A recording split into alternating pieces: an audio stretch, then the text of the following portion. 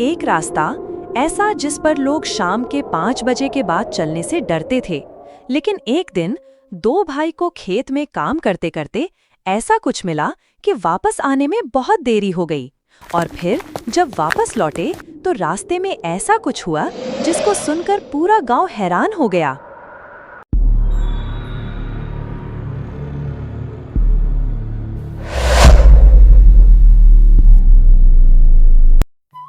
एक छोटा सा गांव जहां दो सगे भाई रहते थे, राजू और छगन, जो बहुत गरीब थे। वो हर दिन गांव वालों के साथ खेत में काम करने जाते और शाम को थक कर वापस आते। लेकिन एक दिन छगन और राजू पूरे गांव वालों के साथ खेत में से काम करने वापस आ रहे थे। तब उनको उस रास्ते पर एक बाबा दिखा जो रास्ते के बीचों बीच बैठे थे।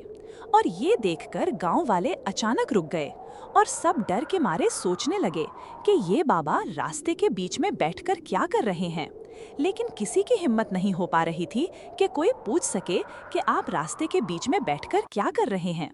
लेकिन फिर भी छगन ने हिम्मत करके पूछा, बाबा, आप हमारा रास्ता रोक के क्यों बैठे हैं? बाबा, बाबा, आप क्यों हमारा रास्ता रोका है? और बाबा ने आंखें खोलीं। फिर बाबा खड़े हुए और सबकी तरफ देखने लगे। फिर धीरे धीरे गांव वालों की तरफ आए और पूछा, किसने मुझे ध्यान से फटकाया? तब गांव वालों ने छगन की तरफ उंगली करी, लेकिन छगन डरा नहीं। हाँ बाबा, मैंने आवाज लगाई थी, आप रास्ता रोक कर बैठे थे इसलिए। लेकिन क्यों आप हमारा रास्ता रोक के बैठे? तो मैं इसलिए रास्ते के बीच में बैठा क्योंकि मुझे आप सबको एक बात बतानी है। क्या बाबा, आप हमें कौन सी बात बताना चाहते हैं? तो मैं ये बताना चाहता हूँ कि आप सब इस रास्ते पे से 5 बजे के बाद मत चलिए। लेकिन क्यों बाबा? क्योंकि इस रास्ते पे ऐसा कुछ है जो लोगों को गायब कर देता है और फिर कभी वो लोग वापस नहीं आ पाते। क्या सच में बाबा? हाँ बेटा। नहीं नहीं बाबा, ऐसा कुछ नहीं होता है। तो ठीक है, मत मानिए मेरी बात। और फिर बाबा वहां से चले गए। लेकिन ये सुनकर गांव वाले डर गए थे और छगन ने मोहन से पूछा, मोहन, तूने ऐसा क्यों कहा कि ऐसा यहाँ पर कहीं नहीं है? छगन, बाबा की बात सुनकर तो मैं भी बहुत डर गया हूँ, लेकिन ऐसा कुछ नहीं होता। अरे होता है, मैंने भी कई बार सुना है। अरे नहीं होता। अरे होता है। अरे नहीं होता। ओ छगन और मोहन, तुम दोनों मत लड़ो, ये फैसला राजा करेंगे। तो आज हम सब खाना खाने के बाद राजा के पास जाएंगे। ठीक है बापूजी।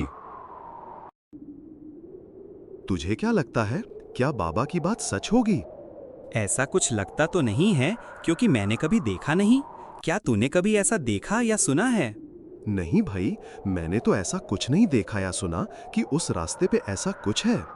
लेकिन ठीक है ना, आज हम सब राजा से बात करने जा रहे हैं ना, वहाँ पता चल जाएगा। वो तेरी बात सही है। और फिर खाना खाने के बाद सब लोग चौराहे पे इकट्ठा हुए। सब लोग आ गए तो फिर चलो। अरे छगन, मोहन अभी तक नहीं आया है। तो फिर मोहन कहाँ है? वो तो मुझे नहीं पता, लेकिन अभी तक नहीं आया। और फिर सब गांव वाले मोहन का इंतजार करने लगे। जाना, राजू मोहन को बुलाकर लाना। ठीक है, मैं बुलाकर आता हूँ।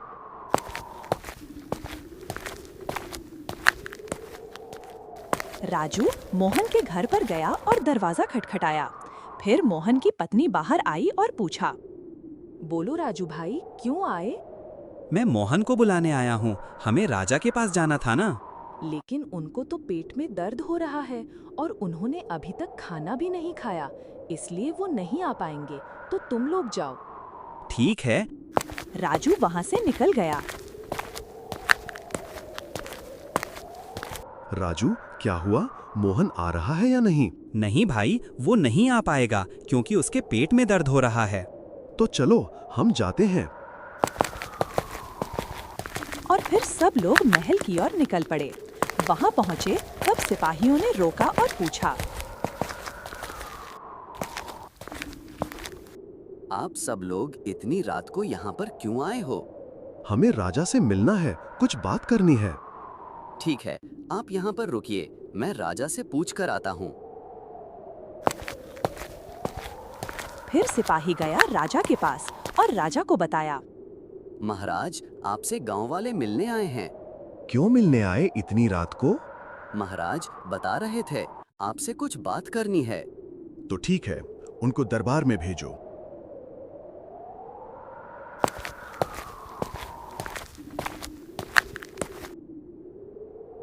तुम लोगों को महाराज ने अंदर बुलाया है। और फिर सब लोग दरबार में पहुंचे और राजा से कहा। महाराज जी, हम आपको एक बात बताने आए हैं। बोलिए, क्या बात है? महाराज जी, बात यह है कि आज जब हम सब खेत से काम करके वापस आ रहे थे, तब हमें रास्ते में एक बाबा मिला और उन्होंने हमें एक बात बताई। क्या बात बताई?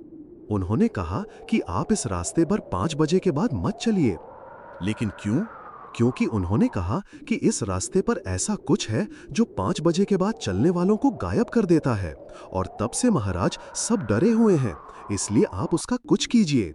तो ठीक है, आप सब लोग अभी घर जाइए, मैं कल सिपाहियों को भेजकर जांच कराऊंगा।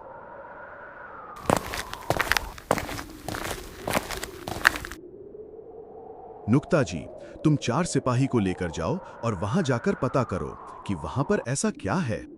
ठीक है महाराज।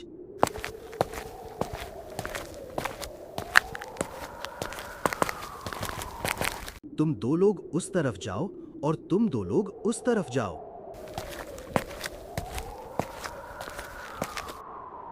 नुक्ता जी, हमें तो कुछ नहीं मिला।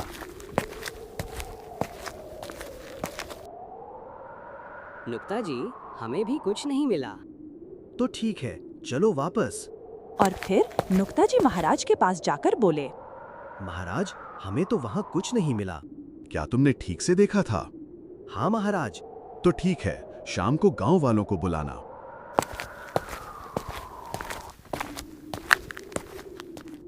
और फिर नुक्ता जी शाम को चौराहे पे गए और सब गांव वालों से कहा।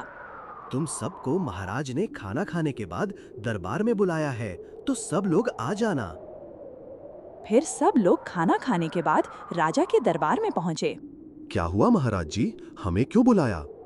तो मैंने तुमको इसलिए बुलाया क्योंकि तुमने कल कहा था कि उस रास्ते पर कुछ है, तो मैंने उस रास्ते की जांच करा ली है और वहां पर ऐसा कुछ भी नहीं मिला, इसलिए कोई डरने की बात नहीं है। लेकिन फिर भी अगर आपको डर लगता है तो हम ऐसा करते हैं, उस रास्ते पर 5 बजे के बाद किसी को चलना नहीं है, और जो खेत पर काम करने जाते हैं वो 5 के पहले पहले वापस आ जाना। ठीक है महाराज?